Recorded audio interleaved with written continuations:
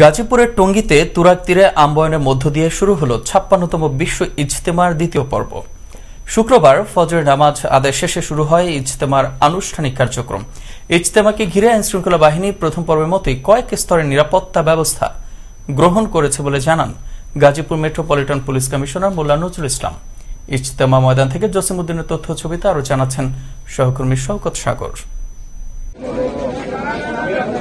গাজীপুরের টঙ্গীতে ৭ অনুসারীদের বিশ্ব ইজতেমার দ্বিতীয় পর্ব শুরু হয়েছে।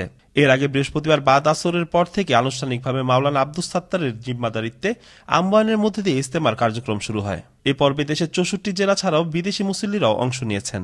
এবারের ইজতেমায় প্রায় ১০,০০০-এর মতো বিভিন্ন দেশ থেকে বিদেশি মুসল্লিরা ইজতেমায় যোগ দিবেন বলে প্রত্যাশা আয়োজক কমিটির।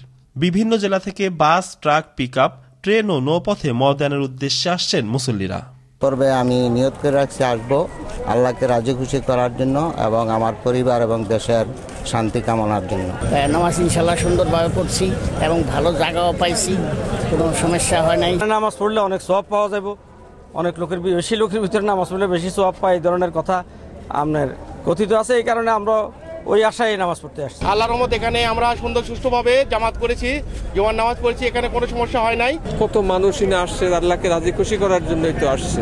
আল্লাহ যেন আমাদের এই ইজতেমাকে কবুল করে নেন। আম্বয়নের মধ্য দিয়ে শুরু হয়েছে দ্বিতীয় পর্বের ইজতেমা। এবারও কয়েক স্তরের নিরাপত্তা ব্যবস্থা গ্রহণ করা হয়েছে বলে জানালেন জিএমপি কমিশনার। সমস্ত মাঠে আমাদের নিরাপত্তা চাদরে আমরা ঢেকে দিয়েছি।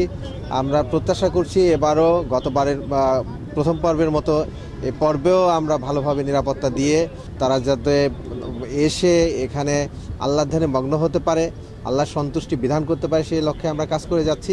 টঙ্গীর তুরাগ তীরে গেল শুক্রবার বিশ্ব ইজতেমার প্রথম পর্ব শুরু হয়ে সুন্দর ও শান্তিপূর্ণভাবে ১৫ জানুয়ারি আখিরি মোনাজাতের মধ্য দিয়ে শেষ হয়। ৪ দিন বিরতি দিয়ে শুক্রবার শুরু হলো বিশ্ব ইজতেমার দ্বিতীয় পর্ব। রবিবার আখিরি মোনাজাতের মধ্য দিয়ে শেষ হবে এবারের বিশ্ব ইজতেমা। শওকত সাগর, আনন্দ টিভি, ন্যাশনাল ডেস্ক।